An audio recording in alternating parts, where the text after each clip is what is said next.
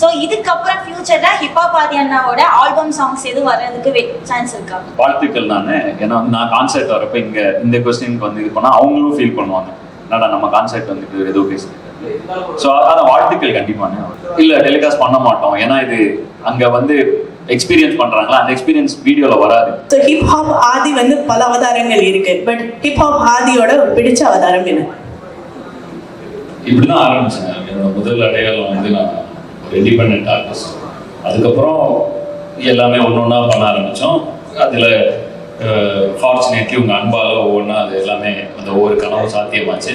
But take away the fame, take away everything, மறுபடியும் ஸ்க்ராட்ச்லேருந்து அப்படின்னா வந்து if you take away all the shells deep inside, உள்ளே வந்து நான் ஒரு always an independent artist at heart. So அதனால் என்றைக்குமே வந்து நான் ஒரு கலைஞன், ஒரு சுதந்திர இசை கலைஞன்.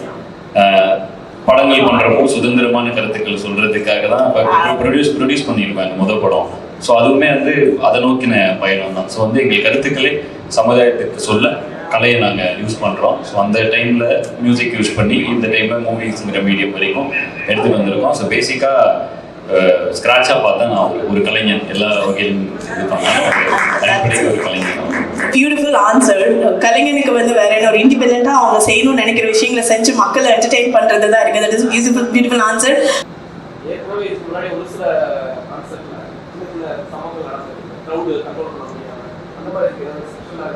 அதுக்காக தான் வந்து நேற்று ஒரு நாள் ஃபுல்லா ஸ்பெண்ட் பண்ணி, அதான் அதுவும் இருக்கு. என்னன்னா 30,000 பேர் இருக்கலாம், ஒடிசியால 30,000 பேர் நிரப்பலாம். பட் 30,000த்துல நிற்பாங்கல்ல ஒரு ஃபேன், அந்த 30,000த்துல இருக்கிற ஃபேனுக்கு வந்து அந்த எக்ஸ்பீரியன்ஸ் போயிடும். ஸோ அந்த ஒரு விஷயம் இருக்கு, அதுதான் ஓவர் க்ரௌடிங் லீடாகும். ஸோ 20,000த்துல கர்டன் ஆஃப் பண்றோம், பேரிகேட் பண்றோம். அது வந்து இப்போ it involves extra cost, extra infrastructure. ஆனாலும் சேஃப்டி மெஷர்ஸ்க்காக பின்னாடி இருக்கிற அந்த எக்ஸிட்டை வந்து கம்ப்ளீட்டா பேரிகேட் பண்ணி கரெக்டா க்ரௌடை ஸ்பேஸ் பண்ணி அந்த அளவுக்கு ப்ராப்பர் மெஷர்ஸ் எடுத்திருக்கோம். நாங்க ஆர்கனைசர்ஸ் எவ்வளோ செக்யூரா இருக்க முடியுமோ அந்த அளவுக்கு அவங்க பாத்துக்கிறாங்க அரேஞ்ச்மெண்ட்ஸை. என்னோட ஃபேன்ஸ் நீங்க வருவீங்க, நீங்களும் அந்த விஷயத்தை நீங்களும் உங்களோட சைட்ல எப்படி அதை பார்த்துக்கணுமோ அதை நீங்களும் பார்த்துக்கங்க. ஏன்னா வந்து இது it's a joint effort. Organisers சரி, நானும் சரி, என் ஃபேன்ஸும் சரி, எல்லாரும் சேர்த்து தான் இந்த விஷயத்த சக்ஸஸ்ஃபுல்லாக பண்ண முடியும். முடிந்த அளவுக்கு எல்லா இடத்துலையுமே ப்ராப்பராக தான், இந்த டிக்கெட் டூப்ளிகேஷன் இருக்கக்கூடாதுன்னு ப்ராப்பர் ஆன்லைன் டிக்கெட்ஸ் போயிட்டு இருக்கோம்.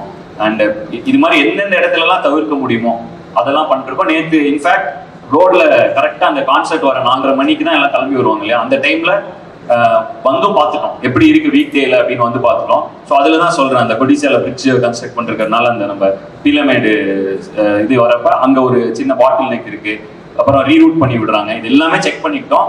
சண்டே இருக்காது, கோயம்புத்தூர் ஃப்ரீயா தான் இருக்கும். இருந்தாலும் வீக் டேல வந்து எவ்வளோ டைம் ஆகுது, ஜென்ரல் டைமிங் விட எவ்வளோ எக்ஸ்ட்ரா ஆகுது இந்த ரீரூட் பண்றதுனாலன்னு பார்த்தா ஒரு 1/2 மணி நேரம் எக்ஸ்ட்ரா ஆச்சு எங்களுக்கு ரீச் ஆக. ஸோ இந்த அளவுக்கு அவங்க, அதாவது இவங்கள நான் ரொம்ப நம்புறேன். பட் இருந்தாலும் நான் வந்து என் ஃபேன்ஸுக்கு நான் தானே பொறுப்புங்கிறதுனால நானும் ஃபுல்லா அந்த வழியில வந்து எல்லாம் செக் பண்ணி பார்த்துக்கிட்டேன். அவங்களும் பர்ஃபெக்டா ஸ்டாட்ஸா கொடுத்துட்டாங்க, இந்த ரூட்ல வந்தா இவ்வளோ ஆகுது, இங்க இருந்து ஏ டிக்கெட்ஸ், இது பி டிக்கெட்ஸ்னு. நானும் I am also very very positive about the way they are organising this concert. அதுவும் 2 பேருமே கிட்டத்தட்ட 20 வருஷமா, இப்போ அண்ணா வந்து கோயம்புத்தூர்னு சொன்னா ராஜ் மெலடிஸ் எல்லாருக்கும் தெரியும். அண்ணா வந்து 15 இயர்ஸா இருக்காரு. அண்ட் இப்போ டார்க் வந்து எனக்கே இவங்களை ஒரு கிட்டத்தட்ட ஒரு 7-8 வருஷமா தெரியும். ஈவெண்ட் இந்த என்ன சொல்றது, டோட்டல் லாஜிஸ்டிக்ஸ் ஈவெண்ட்ஸ் நிறைய பண்ணியிருக்காங்க.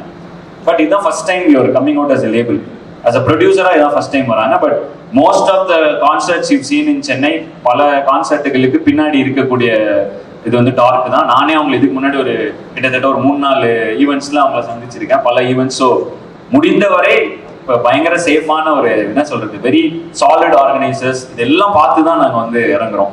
ஸோ அதனால வந்துட்டு I hope this is going to be a very great experience. So இது இந்த அளவுக்கு பார்த்துருக்கோம்.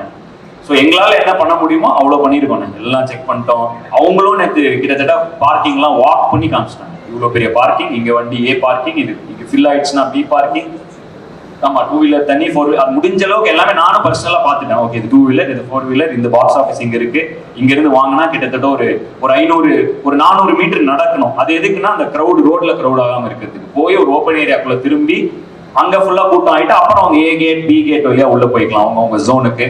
அந்த அளவுக்கு பார்த்தாச்சு. முடிந்த அளவுக்கு அவங்களும் ஒரு நாள் ஃபுல்லா இதை இருந்து ஃபுல் ரெக்கி பார்த்து லொகேஷனை ஃபுல்லா ஸ்கவுட் பண்ணியாச்சு. ஸோ பர்ஃபெக்டா இருக்கும் நம்பர் ஒன்னு பார்ப்போம். 2018 இயராக்கு முன்னாடி வரைக்கும் ஆல்பம் சாங்ஸ்னு ஒன்று ஹிட் லிஸ்ட்ல இருந்துச்சு. இப்போ பாத்தீங்கன்னா ஆல்பம் சாங்ஸே வர்றதில்ல. ஸோ இதுக்கப்புறம் ஃபியூச்சர்ல ஹிப்ஹாப் ஆதி அண்ணாவோட ஆல்பம் சாங்ஸ் எது வர்றதுக்கு சான்ஸ் இருக்கா? 2018 முன்னாடி வரைக்கும் ஆல்பம் சாங்ஸை நான் தனியா பண்ணிக்கிட்டு இருந்தேன். 2018க்கு அப்புறம் இந்த கொரோனா எராலையும் சரி, ஸ்ட்ரீமிங் பிளாட்ஃபார்ம்ஸ், யூடியூப் இது மாதிரி ரெவென்யூ சிஸ்டம்ஸ்லாம் மாற மாற நிறைய யங்ஸ்டர்ஸ் உள்ள வராங்க. ஸோ இந்த யங்ஸ்டர்ஸ்க்கு ஒரு பிளாட்ஃபார்ம் அமைக்கணும்னு அண்டர் கிரவுண்ட் ட்ரைப் ஆரம்பித்தோம். அதுலேருந்து நிறைய பேர் மெயின் ஸ்ட்ரீமில் பாடியிருக்காங்க. தொடர்ந்து திங்க் இண்டியிலலாம் நிறைய ஃபர்ஸ்ட் பார்ட்லேருந்து நான் ரிலீஸ் பண்ணி அவங்க கூட க்ளோஸாக ட்ராவல் ஆகிட்டு இருக்கோம். ஸோ எனக்கு என்னன்னா, எனக்கு அடுத்து ஒரு நானே பண்ணிக்கிட்டு இருக்கும் பொழுது அது ஒரு ஆளை சேர்ந்து பார்த்தீங்கன்னா இப்போ பாருங்க, ஹிப்ஹாப்ங்கிறது ஒரு ஜான்ரா. எல்லாரும் என்ன ஹிப்ஹாப் பண்ணன்னு கூப்பிட்டுருக்கீங்க. ஸோ இப்போ வரப்போ ஹிப்ஹாப் பண்ண வந்துட்டாருங்கிறாங்க. ஸோ எனக்கு என்னன்னா, அடுத்த தலைமுறைக்கும் அது ஆக்சசிபிளாக இருக்கணும். நாங்களும் அந்த ஸ்பேஸையும் எடுத்துக்கூடாது. படங்கள் பண்ணுறோம், மியூசிக் டைரக்ஷன் பண்றோம், ஆக்ட் பண்றப்ப ப்ரொடக்ஷன் ஆரம்பிச்சிருக்கோம். ஸோ இந்த ஸ்பேஸ்ல போறப்ப அங்க அடுத்த தலைமுறைக்கான இளைஞர்கள் உள்ள வந்துகிட்டே இருக்கணும். அப்பதான் அந்த மொத்த சமுதாயமா ஒரு என்விரான்மெண்டா நம்ம செழித்து வளர முடியும்னா நம்ம மட்டும் பண்ண முடியாது. ஸோ முடிந்தவரை அதை குறைச்சி மற்ற இளைஞர்களை உள்ள கொண்டு வரதுல எங்க ஃபோக்கஸை கொண்டு போயிட்டு இருக்கோம். ஸோ அதுதான் இண்டிபெண்டன்ட் மியூசிக்கை குறைத்ததுக்கான காரணம். இப்போ என்னோட உலகப்போர் படத்துல 8 பாடல்கள் எல்லாமே இண்டிபெண்டன்ட் சாங் மாதிரி தான் விட்டுட்டு இருக்கோம். இப்போ நேற்று உனக்காகன்னு ஒரு வீடியோ விட்டோம், அதுவும் ஒரு இண்டிபெண்டன்ட் மியூசிக் வீடியோவாக தான் விட்டுட்டு இருக்கோம். ஸோ படங்கள்ல வர பாடல் இந்த படத்தை பொறுத்த வரைக்கும் எல்லாமே ஓஎஸ்டியா இருக்கும். பட் அதுக்கும் ஒரு இண்டிபெண்டன்ட் மியூசிக் வீடியோ ஸ்டைல் எடுத்து விட்டுட்டு இருக்கோம். ஏன்னா உங்களை மாதிரி நிறைய பேர் இண்டிபெண்டன்ட் ட்ராக்ஸ் ஏன் பண்ண மாட்டேன்றீங்க. அதுக்கு ஒரே ரீசன் தான், எனக்கு அடுத்து வர தலைமுறைக்கு நான் படியா இருக்கணுமே தவிர அவங்க இடத்தையும் எடுத்துட்டு நான் உட்காந்துடக்கூடாது. உங்க எல்லாருமே எனக்கு ஒரு இண்டிபெண்டன்ட் ஆர்டிஸ்டா தெரியும், நிறைய நான் பண்ணியிருக்கேன். என்னோட ரொம்ப வருஷமா நீங்க கூட டிராவல் ஆயிருக்கீங்க. என்ன எப்படி சப்போர்ட் பண்ணீங்களோ எனக்கு அடுத்து வர பசங்களையும் நீங்க சப்போர்ட் பண்ணீங்கன்னா இங்க நம்மளோட கல்ச்சர், நம்மளுடைய ஆர்ட் ஃபார்ம் எல்லாமே பயங்கரமா செழித்தோங்கும். ஸோ அதுக்கான முயற்சி தான் நம்ம இண்டிபெண்டன்ட் மியூசிக்ல பாடமா மட்டும் இருப்போம், அந்த இடத்த அடைச்சிக்க வேணாங்கிறது எங்களுடைய இப்ப இருக்கிற பெர்ஸ்பெக்டிவ். ஸோ அதுக்கு என்னென்னலாம் பண்ணணுமோ அதை பண்ணிக்கிட்டு இருக்கோம்.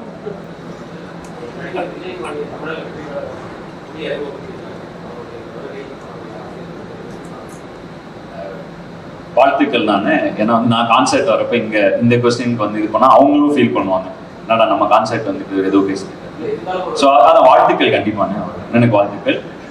நம்ம இந்த ப்ரெஸ் மீட்ல ஏன்னா இது இவங்க செலவு பண்ணி நிறைய அவங்களும் பயங்கர கனவுகளோட இருக்காங்க. ஸோ நம்ம இவங்களுக்கான விஷயத்த நான் பண்ணி கொடுத்துட்டேன்னு வைங்களேன், பெட்டரா இருக்கும். நம்ம பொதுவாக ஏதாவது ஒரு ப்ரெஸ் மீட் ஏதோ நம்ம வரப்போ நம்ம ஜாலியாக பேசுவாங்க. ஆனா ஆதி என்ன இப்போ வைப் பண்றதை தாண்டி ஒரு சோசியல் ரெஸ்பான்சிபிலிட்டி உள்ள ஆளா இருந்தீங்க. ரீசெண்டா நீங்க பண்ண படம் பிடி சார் படத்துல பேசின விஷயம் இப்போ கரண்ட் ஒரு இஷ்யூவா போயிட்டு இருக்கு, கிருஷ்ணகிரி மேட்டர். அவர் நாங்களாம் 90s கிட்ஸ், எங்களுக்கு நாங்க இந்த ஆனர் கில்லிங் பத்தி பேசின வாடிப்புள்ள வாடி ஆகட்டும், அப்புறம் இறைவா அந்த மாதிரி பாட்டெல்லாம் பார்த்து வந்தவங்க நாங்க, எங்களுக்கு தெரியும். ஸோ இப்போ கரண்ட் இஷ்யூவை பேசின ஒரு படமும் போயிருக்கு, அது ஒரு இஷ்யூவும் போயிட்டு இருக்கு. இந்த மாதிரி கான்செப்ட் மாதிரி விஷயங்களப்போ அதுக்காக ஏதாவது ஒரு ஸ்பெஷலாக ஒரு ஆந்தம் மாதிரி ஏதாச்சும் ஒரு பேசி, ஏன்னா புத்தி சொன்னா பூமர் ஆக்கிடுவாங்க, அதே சமயம் அவங்களுக்கு புரியுற மாதிரி சொல்ற வேண்டிய விஷயம் போகணும். ஸோ வாடிப்புள்ள வாடி இறைவா மாதிரி இந்த ட்ரெண்டுக்கு ஏற்ற மாதிரி ஒரு ரெஸ்பான்சிபிலிட்டியோட ஒரு ஆல்பம் எதிர்பார்க்கலாமா, இல்லை கான்செப்ட் மாதிரி விஷயங்கள்ல அவங்களுக்கு கொண்டு போய் சேர்க்கறதுக்கு ஏதாச்சும் முயற்சி எடுப்பீங்களா? இது பயங்கர வித்தியாசமான எக்ஸ்பீரியன்ஸாக தான் இருக்கும். மலேசியாவில் இருக்கிற விஷயங்கள் பார்த்தா, மலேசியாவில் என்ன பிரச்சனைனா, இங்கே நம்ம ஊரில் இன்ஸ்டாகிராம் ரீல்ஸ், அவங்க டிக்டாக். ஸோ அதோட வைப்பு ஃபுல்லாக டிக்டாக்ல இருக்கிறனால நமக்கு இது ரீல்ஸில் இப்போ ஓரளவுக்கு ரீச், ஆனால் எல்லா இடத்துலையும் நமக்கு ரீச் ஆகிடுச்சு. ஸோ எல்லாமே இருக்கும் கான்செப்டில், வித்தியாசமான பல விஷயங்கள் இருக்கும். இந்த கான்செப்ட் பிளான்டு கிடையாது. ஒரு 3 மணி நேரம் டைம் ஸ்லாட்ஸ், இதில் இந்த ட்ராக்ஸ் இருக்குன்னு எல்லாமே ப்ராக்டிஸ் பண்ணிடுவோம். கிட்டத்தட்ட 46-47 ட்ராக் ப்ராக்டிஸ் பண்ணுவோம். ஆனா அங்க கிட்டத்தட்ட அதுல ஒரு 50%-60% ட்ராக்ஸ் தான் பெர்ஃபார்ம் பண்ண முடியும். So band will always be ready.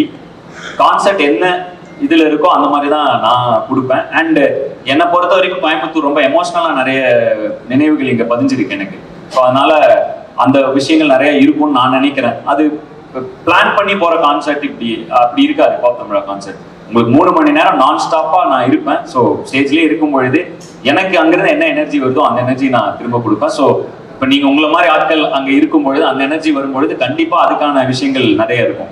So இறைவா பாட்டு லண்டன்ல நாங்கள் பெர்ஃபார்ம் பண்ணல, ஆனா மலேசியால நடுவில் ஒருத்தர் பிரேக் டவுன் ஆகி எனக்கு அது பாட்டு வேணும்னு ஒரு ஃபேன் கேட்டார், எனக்கு இறைவா நீங்க பாடணும் அப்படின்னு. ஸோ நிறைய கஷ்டம் அவருக்கு, அவர் ஃபீல் ஆச்சு, அவர் எழுதிட்டு கேட்டார். ஸோ ஓகே, அவருக்காகனா திடீர்னு எல்லாரும் எனக்குன்னாங்க. ஸோ திடீர்னு எல்லாம் டார்ச் லைட் ஆன் பண்ணிட்டாங்க. சரி, அப்போ ஆன் ஸ்பாட்ல எங்க ஷோ டைரக்டர் டக்குன்னு ஹவுஸ் லைட்ஸ் ஆஃப் பண்ணி அந்த இதை மாத்தணும்னு எனக்கு அங்க ஃபீல் ஆச்சு. அந்த எனர்ஜியில நிறைய பேர் அதை விஷயத்துக்கு இறைவா, அதாவது வெறும் வந்து பாடி கொண்டாடுறது மட்டும் இல்லாம ஏதோ நம்ம பாடல்கள் மூலமா அவங்களுக்கு ஏதோ ஒரு சின்ன ஒரு அதுல எமோஷனலான தாக்கமும் இருக்கு போல அப்படிங்கிறது, அந்த எனர்ஜி அங்க கிடைச்ச உடனே இறைவா போகட்டும் போலாம் ஆன் ஸ்பீட்ல அதை அப்படியே ட்ராக் லிஸ்ட்குள்ள கொண்டு வந்து அப்படியே பெர்ஃபார்ம் பண்ணிட்டோம். அதுக்கு ஒரு 10 நிமிஷம் ஒரு கான்செப்ட், ஒரு டைவர்ஷன் எடுத்து திரும்ப வந்து மறுபடியும் டான்ஸ் பாட்டுன்னு மாறிச்சு. ஸோ இது பிளான்டா பண்ண மாட்டோம் இதுக்கப்புறம். இதுன்னு உங்களுக்கு ப்ராப்பரா வந்து 3 hours பேக் டு பேக் போயிட்டே இருக்கும். But it is a personal experience. எனக்கு பர்சனலா நான் வந்து திரைப்படங்கள் மூலமா நான் உங்களை பார்க்குறேன், நீங்க என்ன பார்க்குறீங்க, நான் திரையரங்குகளை பார்க்குறீங்க, அது நேரா வந்து டச் அண்ட் ஃபீல் அதில் இல்லை. நான் கான்செப்ட் பண்றதுக்கான முக்கியமான விஷயமே என்ன, இவ்வளவு தூரத்துக்கு என் மேல அன்பு பொழிஞ்சவங்க கிட்ட நான் என்னோட அன்பை திருப்பி செலுத்துறதுக்கு ஒரு விதமா தான் நான் இதை பார்க்குறேன். ஸோ அது பர்சனலா தான் இருக்கும். அண்ட் கோயம்புத்தூர்ல நிறைய நினைவுகள் புதஞ்சிருக்கிறதுனால இன்னொரு பர்சனல் எக்ஸ்பீரியன்ஸ் அது எனக்கும் அது வரும்னு நான் நினைக்கிறேன். அது அங்க மேல இருக்கப்பதான் தெரியும் அது எப்படி இருக்கும் அந்த கான்செர்ட். தேங்க்யூ.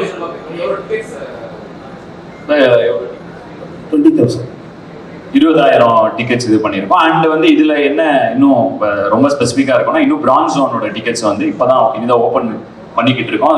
ஏன்னா வந்து எங்களுக்கு இந்த ஸ்டாண்டிங் டிக்கெட்ஸ் அடுத்தடுத்து ஃபேன் பிட்ஸ் வந்து திறந்தோடனே விற்குது. அண்ட் நான் ஆர்கனைசர்ஸ் கேட்டுக்கிட்டது என்னன்னா, ஃபேன் பிட்ஸுக்கு எனக்காக ஃபர்ஸ்ட் ப்ரிஃபரன்ஸ் கொடுங்க. ஏன்னா நான் ஆரம்பித்த காலத்திலிருந்து நான் இந்த இடத்துல இருக்கிறதுக்கு ஒரே காரணம் என்னுடைய ரசிகர்கள் தான்.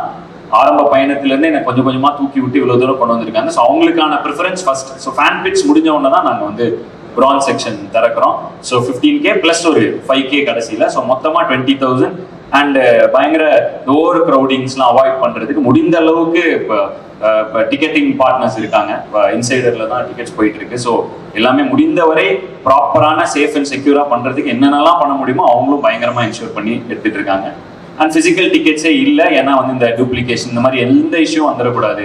வர எல்லாரும் செம்ம ஹாப்பியாக வந்துட்டு செம்ம ஹாப்பியாக போகணுங்கிறதுல ரொம்ப நான் ஸ்பெசிஃபிக்காக இருக்கேன். அதோட இவங்க ரொம்ப ஸ்பெசிஃபிக்காக இருக்காங்க. ஸோ வந்துட்டு இப்போ இதுதான் total setup. So 20,000 is the crowd. And எல்லாமே ஈச் ஜோன்ஸ் வழிகள் எல்லாமே தெளிவாக இருக்கும். எல்லா இடத்துலையும் மார்க்கர்ஸ் இருக்கும்.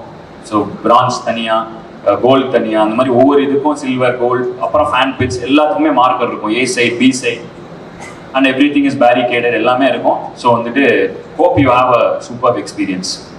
அதே மாதிரி இப்போ இந்த லைவ் கான்செர்ட்லாம் வந்து பாத்தீங்க அப்படின்னா ரெக்கார்ட் பண்றீங்க, வீடியோ ஷூட் பண்றீங்க, பட் அது வெளியில இருக்கும் டெலிகாஸ்ட் பண்ற மாதிரி தெரியும். அது மாதிரியான ஆப்ஷன்ஸ் இல்ல டெலிகாஸ்ட் பண்ண மாட்டோம். ஏன்னா இது அங்க வந்து எக்ஸ்பீரியன்ஸ் பண்றாங்களா, அந்த எக்ஸ்பீரியன்ஸ் வீடியோல வராது. நெட்ல பசங்க எடுத்து போடுறாங்களே, வரவங்க ரீல் போடுறாங்க, அது மூலமா அது வெளில பரவிட்டு இருக்கு. பட் எனக்கு வந்து இதை டெலிகாஸ்டா ப்ராப்பரா டெலிகாஸ்ட் பண்ற ஐடியா இல்லை. ஏன்னா அங்க இருக்கிற ஃபீல் உங்களால வீடியோல கொடுக்க முடியாது. மேபி இந்த வேர்ல்டு ஒரு முடிச்சு வேணா யோசிக்கலாம் அதை பத்தி. பட் கண்டிப்பா அதுக்கான வாய்ப்பு இல்லை தான்.